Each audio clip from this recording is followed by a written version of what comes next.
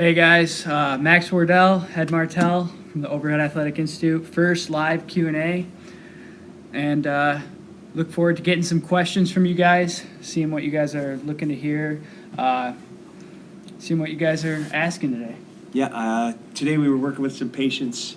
Interesting presentations. You very rarely get lateral tricep pain with athletes, but one had a tibial verum, or not a tibial verum, but an elbow verum, and he had very little external rotation, and it was an interesting presentation because we're trying to borrow as much range of motion as we can through thoracic rotation, scapular retraction, getting him to get more pronation in his wrist, and that was an interesting one. And then I had a patient come back who was a previous tricep injury, but had a very, very peculiar drop of his elbow and a push of the ball at the end, which was an interesting thing that I showed him on video that I worked with him in the past.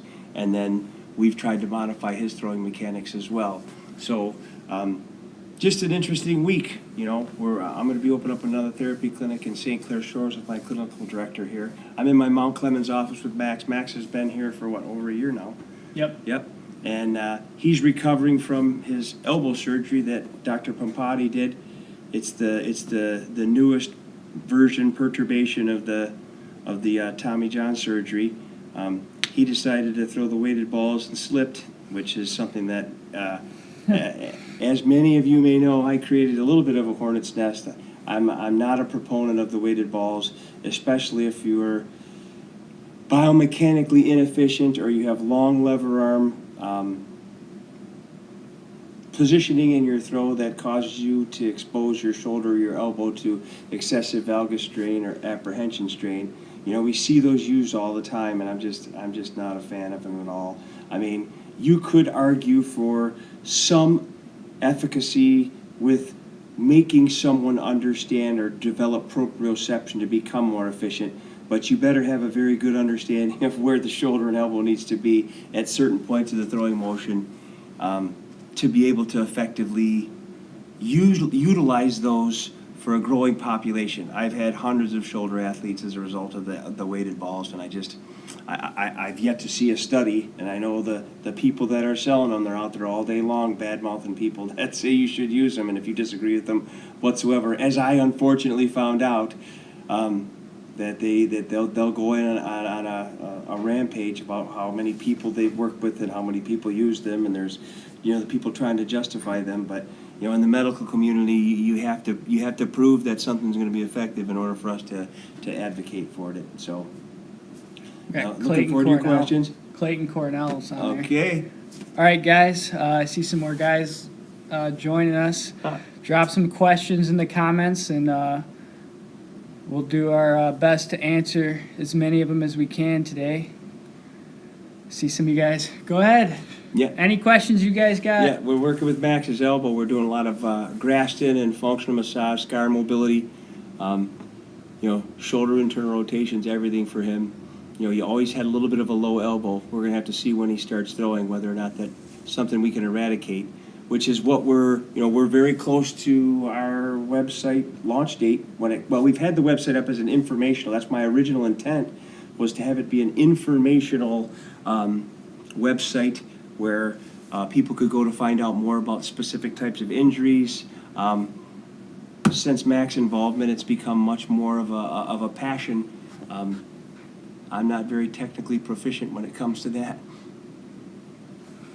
So tips to strengthen decelerator muscles. Okay, depends on what decelerator muscles you're talking about, but most likely you're probably thinking about the rhomboids, mid-load trap. I like to trade a muscle through its contractile range, you know, from retraction to full protraction in a throwing motion. You have to have good scapular mobility. So you want to train your mid and low traps with the posterior pelvic tilt, where you're trying to gain as much contractile strength when the muscle starts to be able to go from concentric to eccentric contraction, which happens all the time in the throwing motion. And then at the end of the motion, you want to use exactly the joint position, as well as try and modify the type of activity that you're using at end range, so that muscle learns to decelerate itself throughout the entire range. So you want to incorporate trunk flexion, you want to try to incorporate thoracic rotation, you want to incorporate scapular upward rotation and internal rotation with the shoulder to try and increase the ability to decelerate your shoulder, because it's very important, your deceleration arc.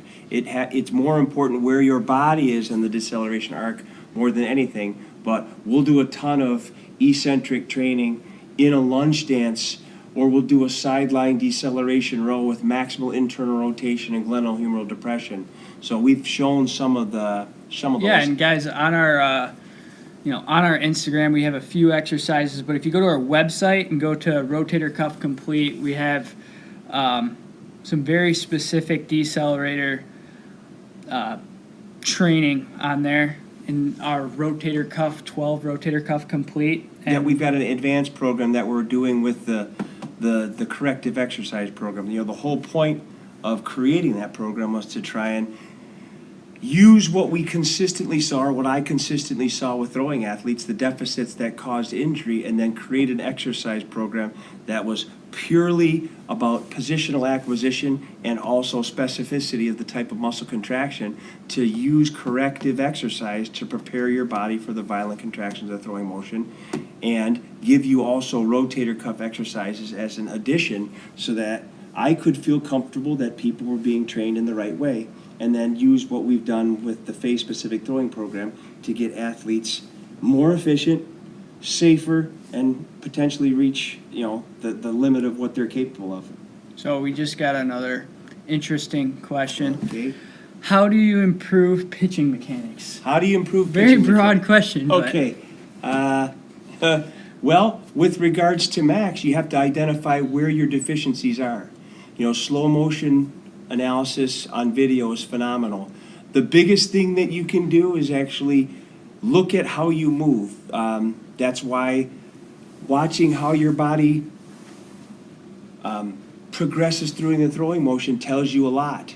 I deal with a ton of injured athletes, but improving mechanics is about changing your lever arm positioning so that when you throw, you're using your body the way that it can be used to become efficient. So if you're trying to rotate to the left and the ball's going away from you at the same time it should be coming to you, or you're trying to side bend left and the ball still hasn't been lifted the right way, that leads to inefficiency. You want to accelerate that ball from as far away from the target to, you want to apply an acceleration force to that ball throughout the entire range of your body's contraction, and it truly depends on how you are built. It depends on your age, it depends on your strength, it depends on your ability to adapt, but more than anything, it's where the ball is in three-dimensional space, which will determine how you accelerate a ball, which is what we've created with the phase-specific throwing program. I've seen a ton of programs out there, and I'm looking at them and I'm like, that really doesn't make much physiological sense, because if you're too far away from your body and you're starting to rotate, your arm is immediately going to go to external rotation. If you're too low, you don't have as much glenohumeral mobility. So how do you get good mechanics? You work with somebody who understands arthrology, physiology, neuromuscular anatomy, how muscles contract, where muscles can attach to. I've often said that the best person to go for training is someone who understands it from a pathology perspective. And, our goal is to try and influence as many people as we can with our program and educate. I've been doing continuing education courses for years for therapists, and, I just wanted to leave something that, I've been doing this for a long time now.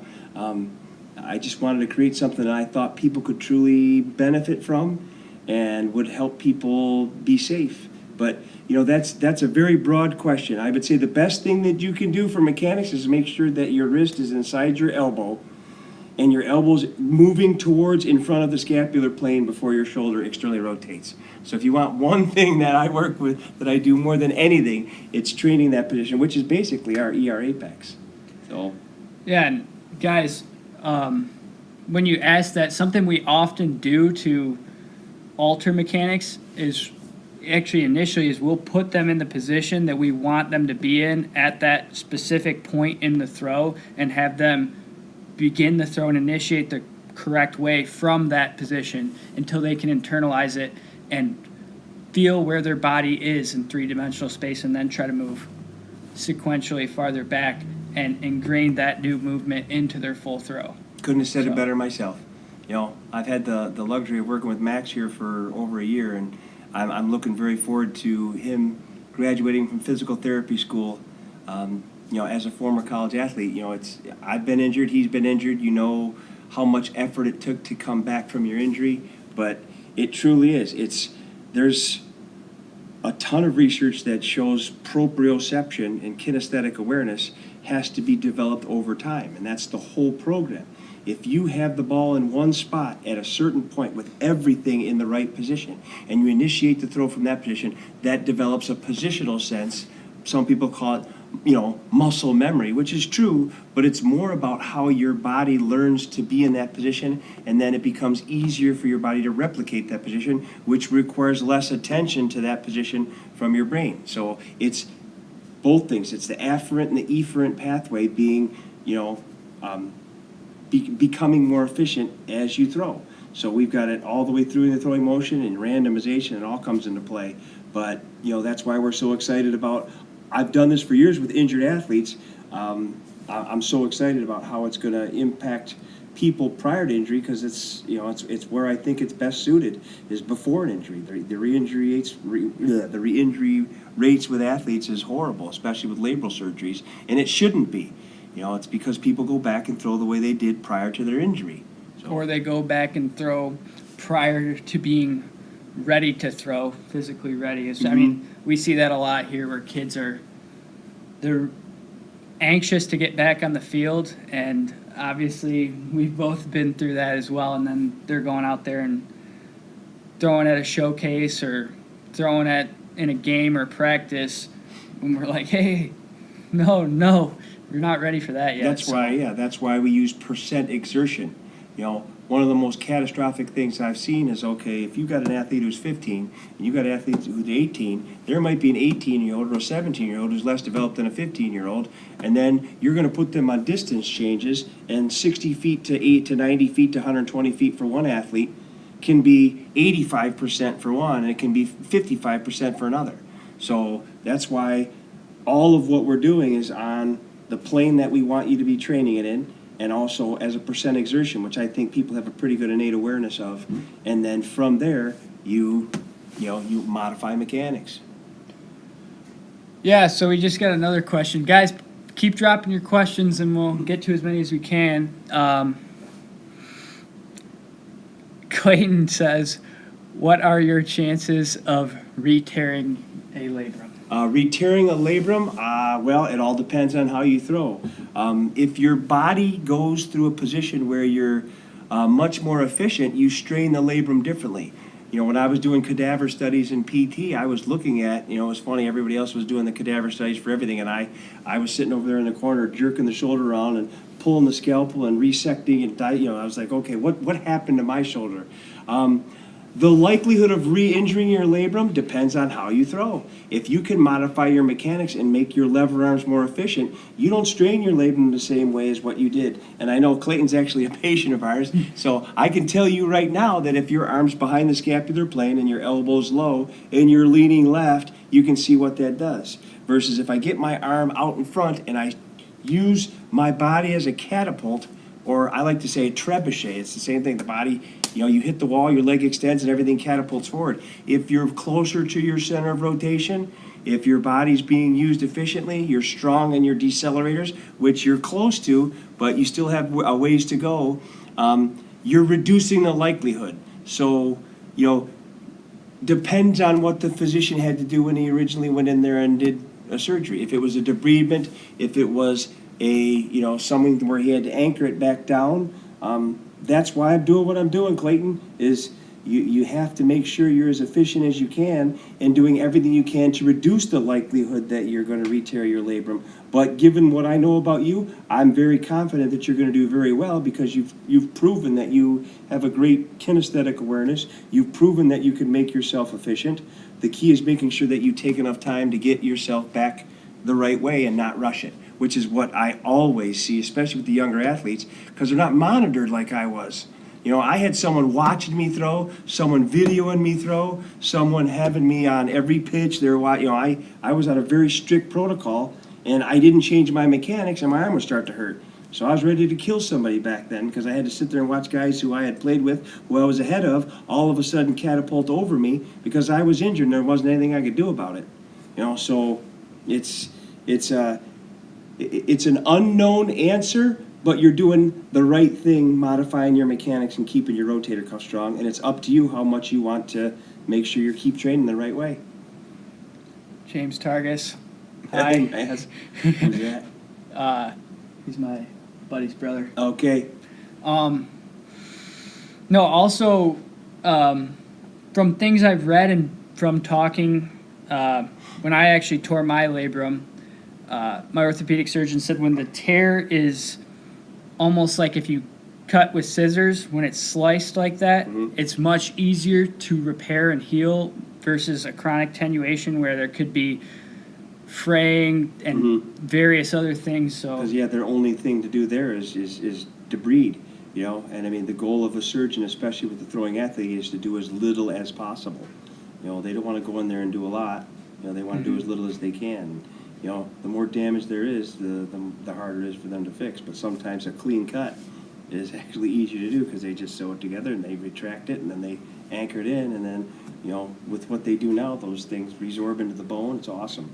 So yeah, and they even have when they actually did my UCL repair, it was not even like external stitches. They had a tape. It was almost a tape that replaced kind of like steri strips, but it was a full. So there's a bunch of new things like that. One of the surgeons that I know really well was the one that suggested that for him, and he said it depended on what it looked like when he went in there. But fortunately for Max, this is kind of like our beta test, but you know, we're going to do everything we can to get him back because you know, he still has some eligibility. It'll be interesting as a graduate student if he can utilize that. But gonna jump on the decelerator question again. If a pitcher has bicep soreness after pitching, where can that stem from? Because your bicep is being used to do more than it's supposed to in the throwing motion. If you look at EMG studies of high velocity efficient throwers, there's very little rotator cuff activity as a percentage of what's happening with the other stronger muscles at certain points of the throw than there is with athletes who are throwing inefficiently. So if you're lifting the ball into external rotation and you're already rotating left and you're down low, the bicep does this and it does this. So in the end, if you're lifting an internal rotation and the ball's coming towards you, it's very passive. And now all it's doing is actually stabilizing the humeral head. And then when you internally rotate and extend, it's decelerating elbow extension. And now you immediately go into internal rotation. Once again, it's inactive. So the biggest thing for bicep tendonitis, and we see this all day long with the young athletes that come here, is they teach the scapular pinch, or what's this one called, the flying Y or whatever, you know, the Mr. Miyagi, I don't know. But how you lift the ball is everything. So if you're rotating right and lifting the ball and bringing it towards you, and you're getting the elbow in front of the scapular plane, and your elbow's coming down and through, it's gonna make the biceps do something completely differently. If you're already falling towards the target, now my bicep, I'm too far forward, the ball's coming down because gravity is affecting how far the ball is away from my fulcrum point, and now I've got to bring the ball towards me, I've got to lift my arm up, I've got to go through, which drags it over the tubercle. There's a whole bunch of things that happen internally. You know, the acromion sits on top, the humerus sits on bottom, the bicep groove grinds underneath that lateral edge, which was interesting to see when you're doing an arthrology study. You know, you're dissecting it and you're like, okay, what happens when I go to external, internal rotation? Now let me extend the arm a little more, and a little higher. So with bicep tendonitis, it's serratus, which is strengthening your scapular upward rotators. It's getting yourself efficient. It's training your decelerators, but more than anything, it's making sure that your mechanics are more sound, and you're training yourself to do what we do with the phase-specific throwing motion, which is get your bicep out of the equation. So it's not a very important contributor, in my estimation, never has been to the throw, except at the end of the throw, and EMG studies will show that out. This is a great reference. I brought this in there.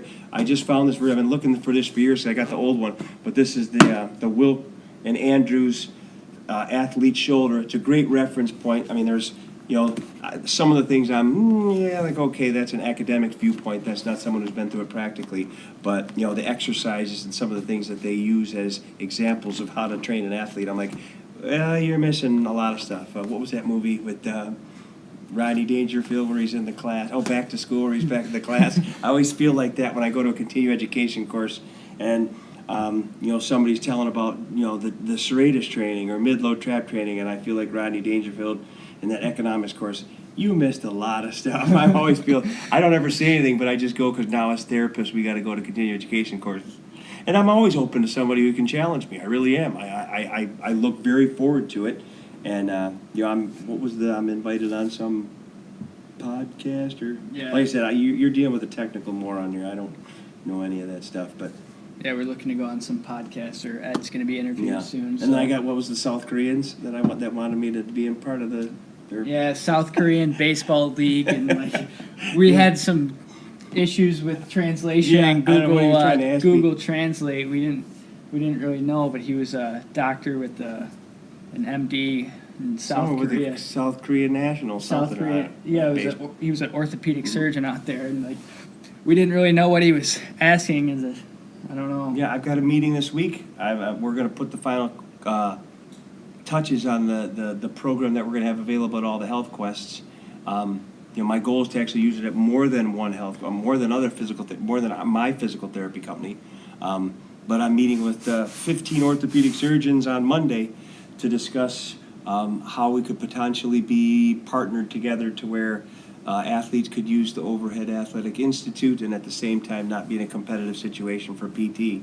A lot of the doctors have their own physical therapy, but my goal has always been I don't want athletes unnecessarily hurt or hindered by an injury that they could potentially get out from underneath.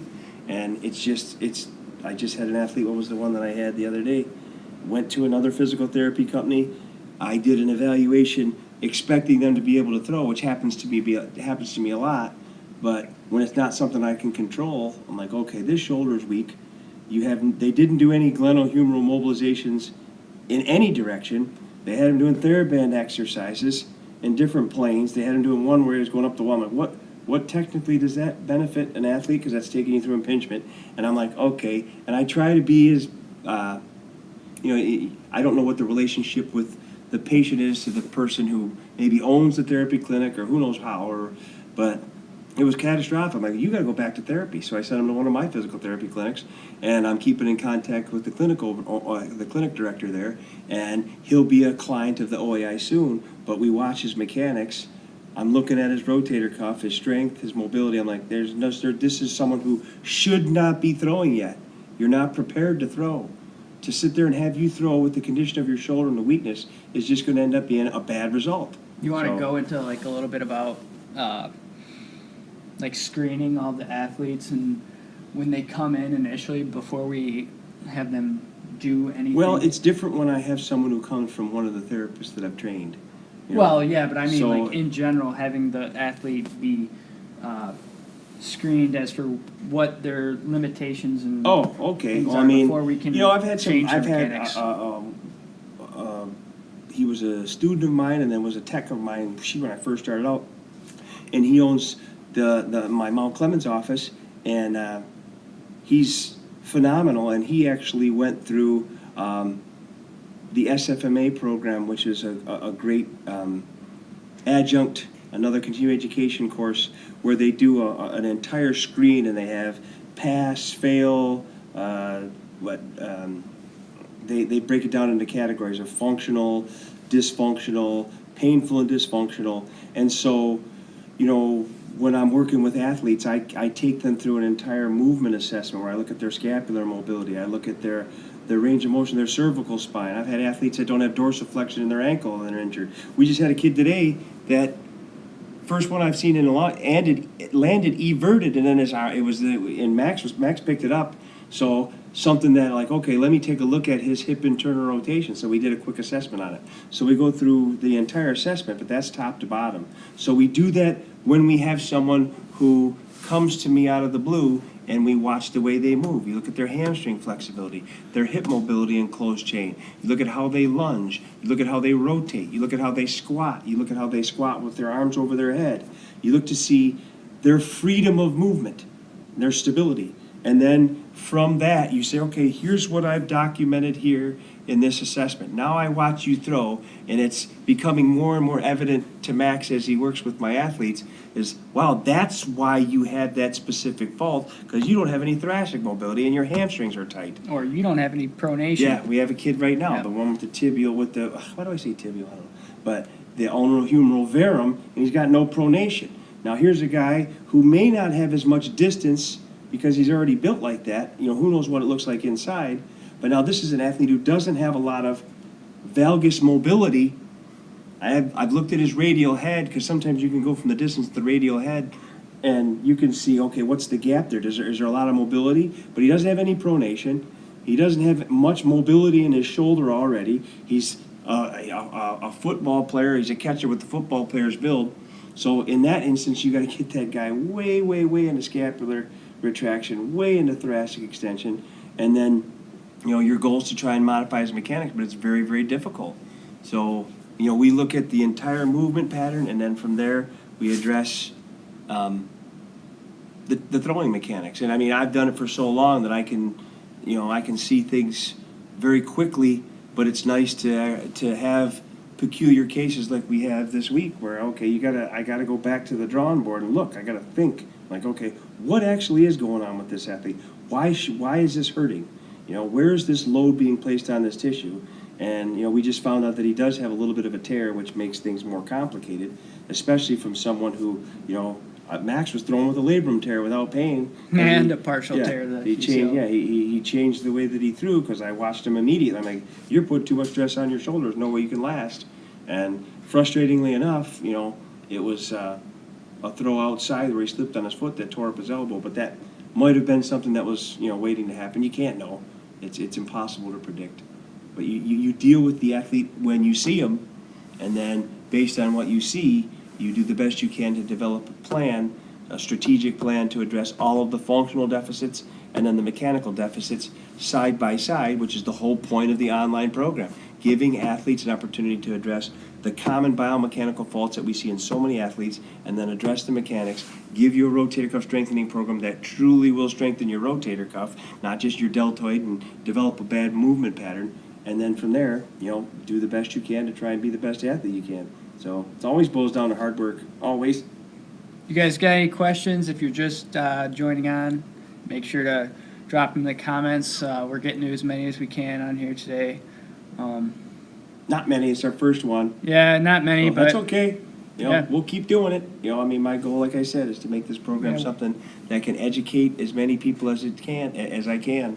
You know, I wanna create something that can be utilized throughout the orthopedic community, throughout the athletic community, throughout the high school athletic community, throughout the physical therapy community, so that, you know, results for athletes improve. You know, I lost my career because nobody taught me. Or I went to therapy at Curlin Job. I don't know if I need to say that. I went to therapy at all the places that were the renowned physical therapy institutions, and they didn't change the way that I threw, and they didn't train my rotator cuff to strengthen the right way. So what do you guys specialize in? Medical management of overhead athletes and performance enhancement. So we deal with throwing athletes. I have physical therapy clinics throughout Southeast Michigan. I deal with physical therapy patients all the time. But the OAI Health Quest partnership, one, the OAI is a medical return to throwing motion for athletes who've been injured, or athletes who actually want to get better as best as, you know, in a situation where they're being monitored for safety as well as performance, improving their performance. So I'm a physical therapist. Max is going into physical therapy school. I've been a therapist for 17 years, but I've been working with injured athletes for over 20.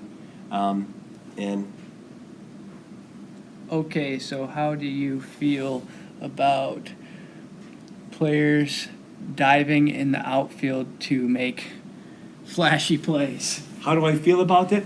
They probably should use their footwork better. In the end, you end up in situations in athletics you can't control.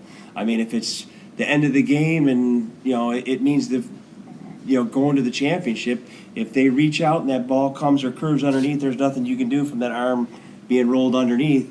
I would say the best thing you can do, especially if you're an aggressive athlete, is pick and choose your times to do it and know how to do it. I mean, in spring training, people don't realize how specific spring training is. You're training those things, how you dive, how you roll, teaching yourself how to roll, reading the ball. I mean, that's all they do is practice. They do it all day long so that they can get, as the ball going left to right. That's why they'll have guys hitting fly balls and line drives as left-handers versus right-handers, because it changes everything. If the ball's spinning this way versus spinning this way, it changes your attack angle. It changes how you go after the ball. So the best thing is to practice it as much as possible. Yeah. Side note on that. I've known guys that have gotten hurt diving for balls in the infield and things like that. And those guys, even when they come back to pitching, they're going to need to modify their mechanics to reduce stress to the tissue that they hurt when they dove as much as possible. So I think we got one on top there. we got a few.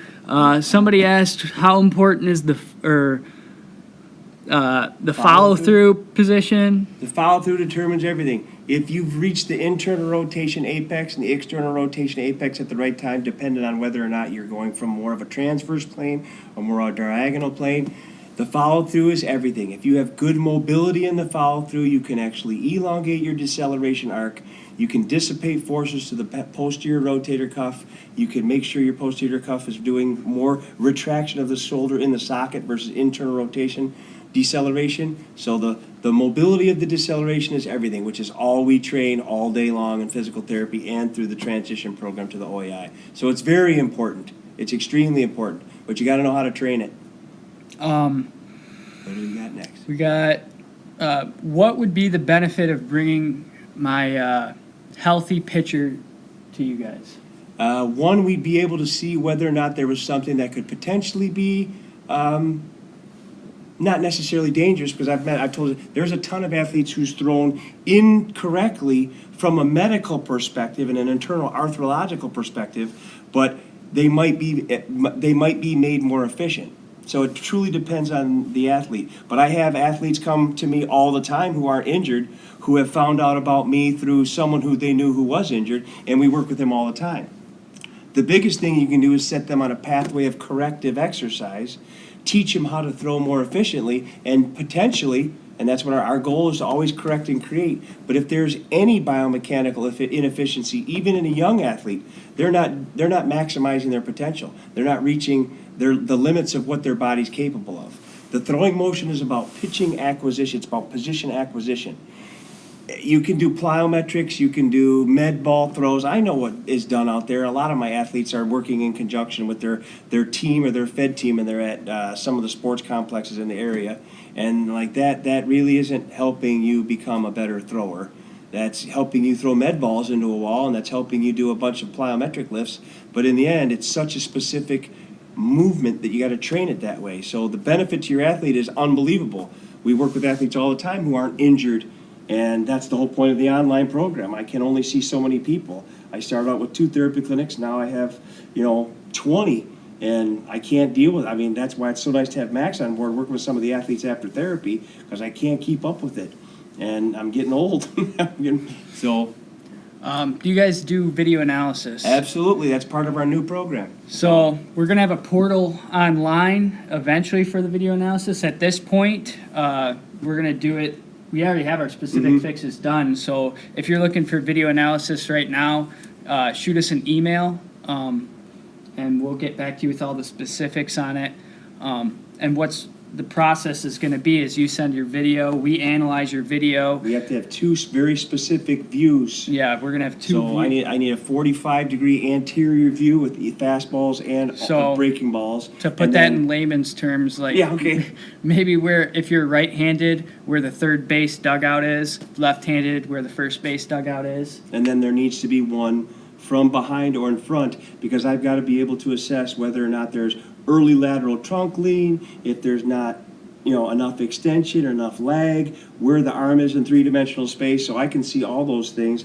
And then what we've developed is a specific fixed progression, because each compensation needs a specific fixed progression. And then what we would do is we would send you those specific fixed progressions and utilize those, and then we would do a follow-up video analysis. So we haven't figured out kind of quite how we're going to price that, but in the end, that's something that we're absolutely moving towards. It's been great having Max here, because I never really promoted what I do. It became something where I had more and more orthopedic surgeons and physicians and sports medicine docs have an athlete that worked with me, and then now I became their referral source for their shoulder athletes. But with this online program, I wanted to try and affect as much people, or have a positive impact on as many people as I could. So we're definitely going to do it. Yeah, and Tyler, I've seen you on social media. He's a pitcher for the Rangers. So Okay. I've seen your stuff on social media. Send us a DM or a email. What's a DM? Direct message. Okay. He doesn't know anything about internet stuff. But Yeah, I used to think it's our that, messages that are only to us. My Hotel 6 email story. Yeah. When I first went to college, I was at Northwestern University, and I was studying engineering. And from 87 to 91, I used to go in the off season, because I promised my mother I'd graduate from college. And then I had a class where they said, we're going to send you the syllabus via email. And I went up to the professor at the end of the lady. I said, listen, I'm staying at the Hotel 6 because my apartment's not ready. She's like, well, do you have a computer? I'm like, what are you talking about? And she goes, I don't have my address yet. She goes, do you have a computer? I'm like, no, why does that matter? I don't have my mail. So I didn't even know what email was. So Max takes care of much of the computer technology stuff. Yeah, and then I got to consult Yeah. with him and call him and Yeah, I what know. are we gonna? Yeah, but So yeah, you can shoot us a DM or others. overheadathletic@gmail.com. Send us an email, whatever. We'll get back to you as soon as we can. So we got some more questions. Certain pitches that are what? Are there certain Lower the pitching stances that lower the risk of injury? Stances. Well, if your elbow is in front of your scapular plane at maximal external rotation, or somewhere near there, and you are more in line, and you've created a stable base where all of the energy, the linear acceleration and the rotational acceleration, is delivered to the ball on an efficient pathway, I would say yes. So when I say, if you're side bending the opposite direction of your arm and the ball's going away from your instantaneous center of motion, that is not something you want to do, which is what we always see with the younger athletes. So it's a difficult question to ask, because there's a ton of things that go into the answer that you can't just put into a simple, hey, yeah, there are stances that are better than others. The most important being that, biomechanical efficiency in the throwing motion is moving your body in three-dimensional space like you're carrying a heavy load, but you're applying all the force to a small object. So you want to be as efficient and stable as you can be. Okay, you got an interesting one here. This one's for you, I'm guessing. What is the best things you have done in baseball as for streaks? Streaks? Well, I don't know if I still have the record. Is that Carter Kowalczyk? That Carter? No. Oh. It's a different Carter. Well, there was a time where I had 46 scoreless innings in a row in Double-A. I was the Double-A pitcher of the year in the Eastern League, and I won 3 games in the playoffs. So I think what was my record? 15-6 or 16-6 with like a 2.5 ERA. That was when I got put on the major league roster. I was 22, and that's ultimately my tale of woe. It's like I went home after that, and I decided to lift like a maniac. But including the playoffs, I think I ended up with was it 51? So I had a very, very long scoreless inning streak. But just like I guarantee you, Oral Hershiser would tell you, in professional baseball, a scoreless inning streak has to do a lot with, yes, I was pitching probably the most effectively I ever had in my career, but there was a lot of horseshoes out there too, with man on second and third, because baseball, it's professional athletes are professional athletes. You're facing guys, a lot of the guys I played against in the big leagues. Most of my teammates ended up in the big leagues, just on that specific team in '91 and in AA. But there's situations that are just crazy. There's a man on second and third, a line drive at the third baseman. He tags the second bag. Hey, I'm out of it. But I was pitching very effective at that time. So 91 AA, 2 AA. I can't remember 91. Do you know of Tom House? Yes, I do know him. I know exactly who he is. For instance, is Suedo's stance? So this is the Cueto. Yeah, whatever. Is his stance good? Once again, if you're talking about he changes his mechanics to try and deceive throwers or hitters, which is something I'm surprised they haven't ruled on, because every rule in the last 20 years has been make it easier for hitters to hit. But, as an old pitcher who complains a lot. But strike zone's ridiculous. The fact that hitters can dive across the plate's ridiculous. I've told everybody I'm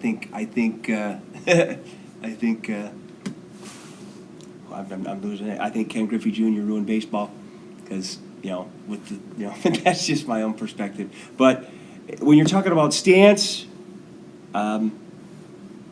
if he's in alignment and he's created distance from his first acceleration point and he's efficient, which he's lasted a long time. I haven't really evaluated his throwing mechanics. I usually look at throwing mechanics only when somebody's recovering from injury to see whether or not a professional athlete has made an adaptation that has made him somewhat more efficient. And that's very difficult to see because professional athletes they're amazing. The fact that they can do the things they do and recover from those injuries. Yes, they're in a very controlled environment. They're given the right type of therapy. They're given the right type of instruction as to how long and how frequently that they should throw. But I don't necessarily know what's going on in professional baseball with regards to whether or not they're training biomechanical efficiency. I know they're identifying it through very slow motion video analysis, but I don't necessarily know if they're doing anything similar to what we're doing. I've never seen it. I've worked with a lot of professionals. So, what? Have you gone to a Tom House clinic? No, I have not gone to a Tom House clinic because I don't feel it's necessary. So, I've read some of his material. I've looked at his rotator cuff exercises, and as I said earlier, I often leave many of those situations with the impression that there's a lot of people who like to think they know everything, and you can't know everything. But in the end, I'm often leaving, well, you missed a lot of stuff. So when it comes to training the deceleration arc, understanding internal arthrology, understanding ligamentous orientation and its impact on how a shoulder articulates, understanding how different types of muscles are prime movers, some are stabilizers, some are synergists. I don't know whether or not they're educated in the same way that I am. I don't know. I don't know if they have the same experience that I have. But I've seen that he's done a lot of work. He may know biomechanics in a way that I'm not certain that he understands. But in the end, it's not something that interests me. I'd love to have a sit down with him. I'd find out very quickly whether or not he understands things or has investigated it to the extent that I have. So it would be an interesting podcast. Do you think Dustin what? Do you think Dustin Pedroia's injury will affect him very much? I don't really pay much attention to professional baseball, so I don't know what his injury is. Maybe Max does. I have no idea what his injury is. Yeah, I'm sorry about that. Maybe you could put what his injury is. The only thing I watch in baseball, I'd have to see how he got injured. I love to watch pitchers with less than average stuff think their way through a lineup. So, that's my favorite thing to do is I'll identify a pitcher who doesn't throw that hard and see whether or not he can mess with hitters' timing. I've taught hundreds of thousands of athletes. The best thing you can learn how to manipulate is a hitter's timing. Up, down, in, out, something that hitters can easily adapt to. But if you can change speeds with every one of your pitches and you can get hitters uncomfortable with when they plant that front foot and when their wrists fire, as I've said, as an old complaining pitcher, you can't throw inside anymore without I think they should have a box. If the hitter gets hit within this box, then guess what? That's not an automatic first base. That's where that would be the number one adjustment. One, bring back foul territory and raise the pitching strike zone. And then if a hitter gets hit from here to here on both sides of the plate, I'm sorry, there's too many home runs. I think they had a meeting in the offseason 2 years ago to make sure that, hitters got more home runs because that's what makes money. It's all about money now. And, when they walk up there with body armor and they can dive across the plate, and then the second you throw inside, I get warned, like I said, I think Ken Griffey ruined baseball. It's just my personal opinion. If he'd have thrown the bat once on me, it would have been Trumpy, as they used to say in baseball land. Because you know what? Dropping the bat and throwing it down like that, he was the first one to really start doing it. And what happened to the, Field of Dreams? Hey, watch out, you don't get killed. That's what's best about hockey. They self-police, but it's been taken away from pitchers. So that's why you see so many home runs. Weighted ball question. Yeah, here we go. So we got some videos on this, so I advise you guys to check out our videos. Pitching speed. On Facebook, Yeah. we should have some longer videos. They Ed started a firestorm, They as do we not- called it. have any impact. They have had some positive impact on athletes who had the potential to be improved. But they've done more damage, in my estimation, to the general population, and there's never been any clinical study, nor will there ever be a valid clinical study with developing, growing athletes with weighted balls to definitively prove that they increase velocity. It just doesn't happen. The specificity of muscle type contraction, how the body moves, how the body adapts to the specific weight, that's why it frustrates. I could go on and on about why I know it doesn't. But in the end, the best thing you can do is understand efficiency, train in the very specific, the exact environment you're expected to compete again, and repeat that skill over and over and over as quickly and as efficiently as you can, and you will throw to the maximum amount of your God-given ability. So I often use the analogy of Seth Curry and Ray Allen didn't get great at throwing or shooting three-pointers by shooting weighted balls. A 2-degree drop in shoulder flexion and a 1-degree elbow extension with more external rotation can lead to an injury. So weighted balls, if someone knew how to clinically apply them for an inefficient population, then there's the potential that they might be able to teach the kinesthetic awareness that is the pathway towards efficiency. But there's no study, nor could there ever be a study, that would ever satisfy a clinician with a doctorate in therapy or an orthopedic certification specialization who's studied research, who's done internal arthrology studies, knows muscle anatomy, knows the physiology of how muscles contract, that would prove that, yes, you can do these weighted balls and they'll make you throw harder. No, absolutely not. So, you can use them, but you better have efficient mechanics before you start. So what drills give you bring a pitcher's velocity to their true potential safely in your opinion? Well, one, the apexes, which is what we have in our program. And you'll see some of those in videos online. Yeah, we've done some stuff. Where the ball is in three-dimensional space when you initiate the acceleration phase of the throwing motion, and how far you travel down the mound when you do it determines what happens velocity-wise. So it's about using the body correctly, maximizing what happens. Trunk flexion, thoracic rotation, shoulder adduction across the chest, shoulder internal rotation, tricep extension. All those need to be summated over the greatest distance so that you combine linear acceleration and rotational acceleration to maximally create velocity. So it's how quickly you speed things up, which is approximation, and how you reach a rigid stop, stable with the stable base, and then how all that energy gets transferred to the ball. So the best drill, we start out at the end of the throw. We train people to decelerate or accelerate from an efficient position. So that's the whole point of our program, working back to the external rotation, internal rotation, apex. But everything comes into play. How you lift the ball. What happens when you lift the ball? Do you lift the ball and go into left rotation? Do you lift the ball going to more trunk flexion, more lumbar extension? That's why, there's two railroad pathways of efficiency. One athlete might do it differently. One athlete way more rotation, but there are some core absolutes that need to be perfected. And the best thing to do is, learn how to bring the ball closer to you when you're starting to accelerate the ball.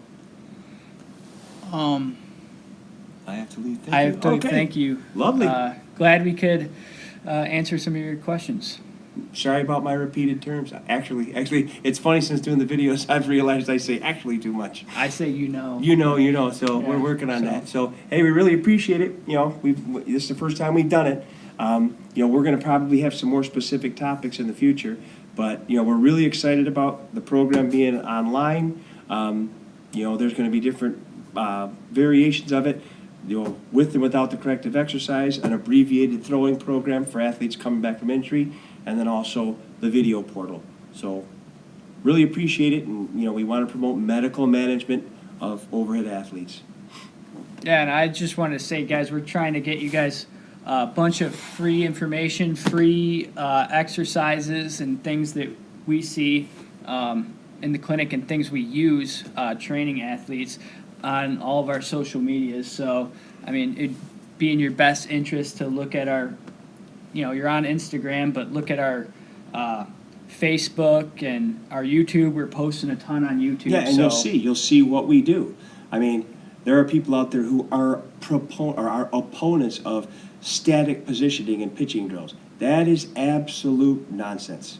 If you're developing kinesthetic awareness and positional awareness, and that can be utilized in an efficient way to become more efficient and internalize a new movement pattern, that's the whole premise of physical therapy. That's what I didn't do. I didn't do that. I went back and I threw exactly the way that I did before, and I ended up injuring my elbow. My shoulder didn't recover the way that I wanted to, and then all of a sudden your window closes. And if anybody knows, but it's easy to get to the big. Well, I wouldn't say easy to get. It's easier to get to the big leagues than to stay in the big leagues. So that's something I never want anybody to look back on the way I have to. It's painful to this day. Guys that I play with that played in the big leagues for a long time, that I think even they would admit that I was every bit as good as they am. And I never had the opportunity to find out how far my talent could take me because I had an inefficiency in my throwing motion that didn't recover. I couldn't recover from it. So that's why I'm doing what I'm doing. I'm glad I've met Max. I've got another college athlete that's going into pitching school or therapy school. We are going to create a centralized facility in Southeast Michigan and hopefully expand that to where we're teaching more therapists, we're teaching more trainers. Oh, that's something we got to do. Somebody asked me the other day about whether or not trainers are certified. The BOC. Yeah. So BOC certification. Our continuing education course going to be something that Maxie here is going to be doing across the United States while I sit back a little bit. I said, I've been doing this for 20 years. It's taken me that long to feel confident enough that this is something that I should do, I could do, and it's taken the addition of people who have the technological prowess that I have always lacked to put it in a format that allows me to impact as many people as I can, as opposed to what I've done successfully for 18 years, is have people get injured and find out who I am and have orthopedic surgeons send them to me at my physical therapy clinics. But this is a much better way, I think, to affect more people, and we want you to spread the word to whoever, because we want this to be something that impacts sports communities, athletic communities, schools, colleges, orthopedic surgeons, and that's what I want. I want everyone. I view every athlete who hasn't been able to be with us as a lost opportunity. So we want to impact as many people as we can. Yeah, and I just want to say, I wish I would have found out about Ed sooner. I was referred to him through my orthopedic surgeon, but had I found out about it earlier, I wouldn't have a torn labrum and I wouldn't have had an attenuated UCL. So maybe.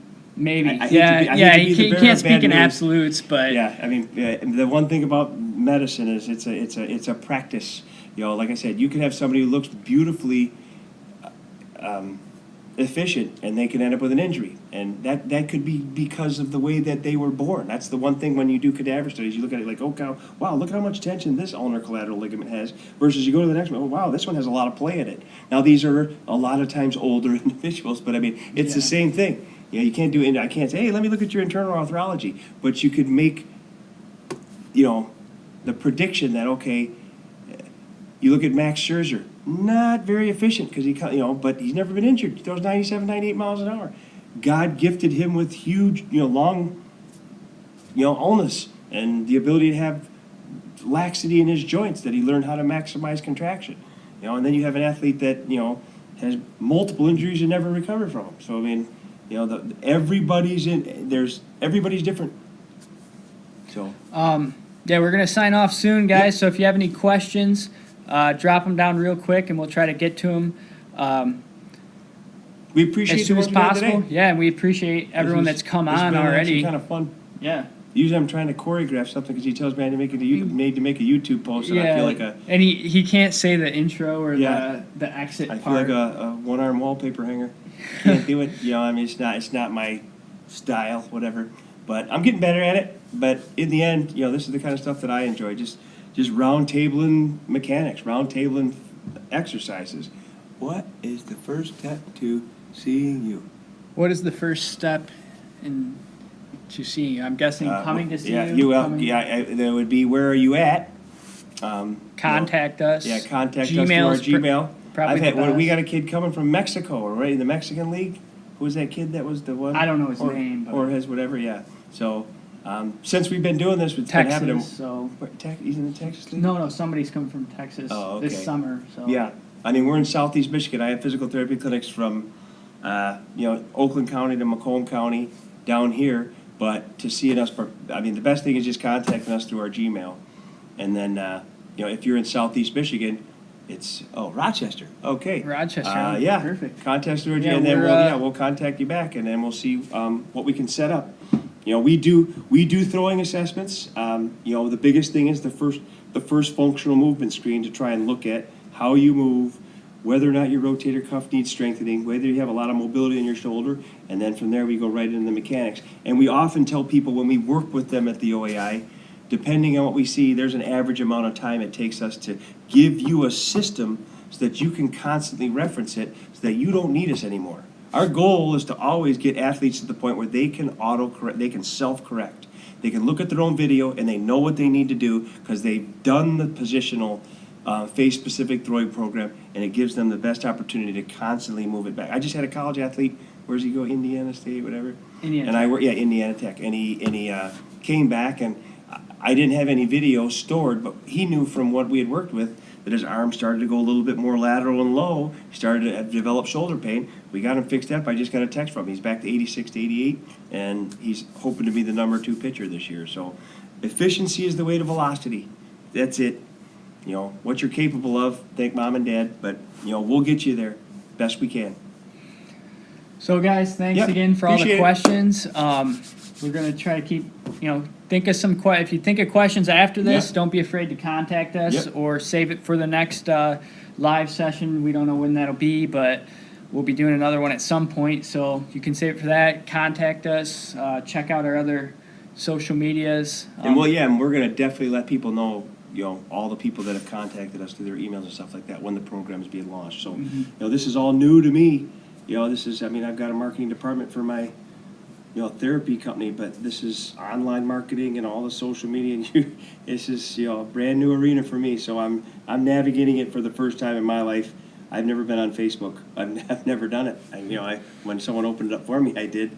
But I've realized it's the way of the future, and when we launch the program, we're really looking forward to what it can do, because my goal's always been to help first, correct and then create.